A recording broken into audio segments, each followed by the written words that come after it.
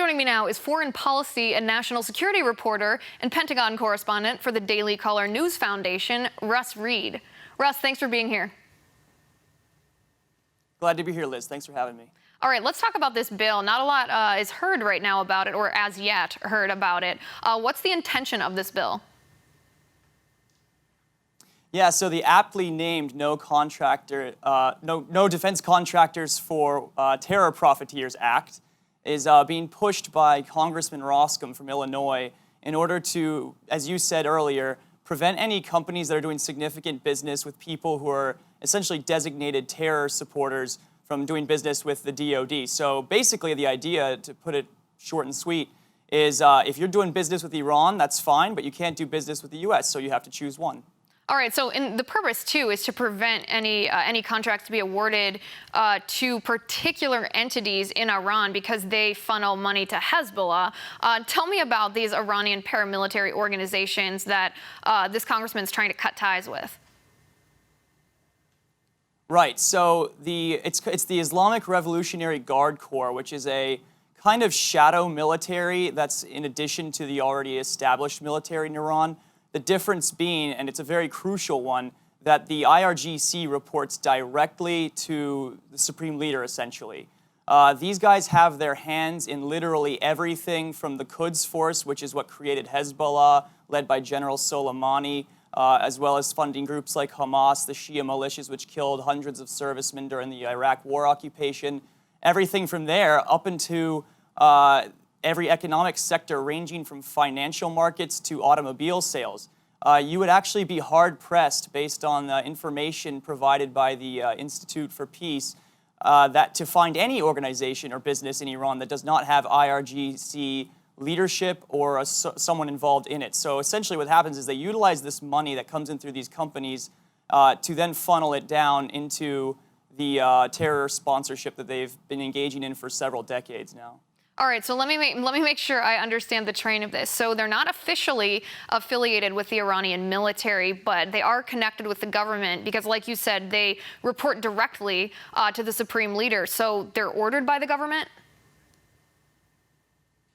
So they're ordered by the Supreme Leader. They are technically a separate entity, but the best comparison that I could give is kind of like a secret police during a communist-era regime. They would have a traditional military, which they would utilize for whatever establishment military purposes they need to have them there for. In addition, they would have these kind of apparatchiks who would sort of go around and enforce kind of like a secret police. The difference between this and the IRGC is that the IRGC is a fully functioning military in and of itself. So President Rouhani, who's the elected leader of Iran, he essentially, he has limited power in comparison to the Supreme Leader, who is in control of the IRGC. So the IRGC, to put it simply, is the Supreme Leader's insurance policy against anything that goes on in Iran, which is why Iran's not actually a proper democracy. Right, and I think that's a really good way to explain it, saying that there's somewhat of a secret police. Now, do we have any contracts, does the Department of Defense, I should say, have any contracts currently that are associated with companies associated with this organization? Now, not that I'm aware of yet.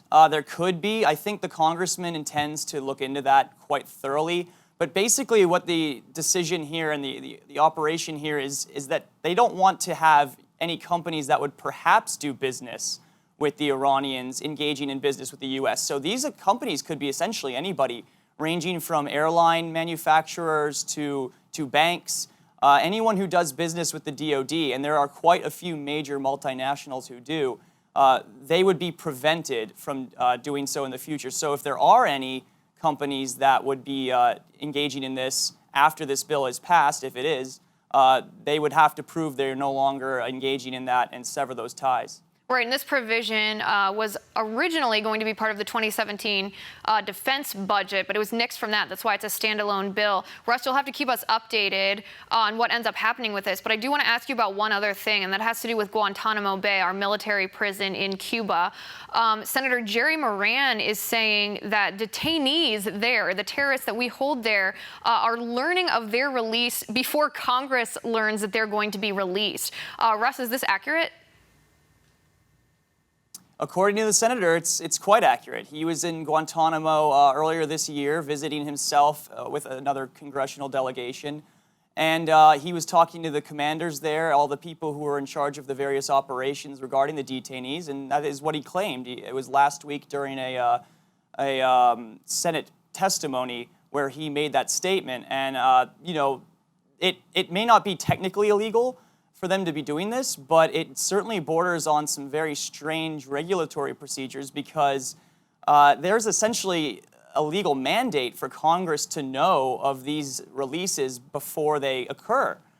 So Senator Moran is very upset with that. He's been working on this issue for a very long time because in Obama's plan to close the facility, Fort Leavenworth has been sort of under the table, shopped around as a potential area for the detainees to go to once Guantanamo is shut down, should it be shut down. Fort Leavenworth is, of course, in Kansas, so he has an interest in that. But it's been a problematic thing because Congress has very little to say on that issue.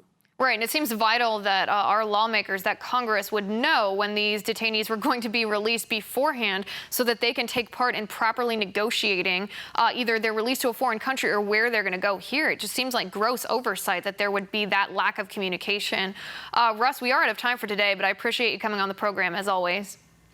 After the break, should the 28 classified pages of the 9/11 Commission report be declassified? What's in them after all? Air Force veteran Colonel Rob Maness joins me next.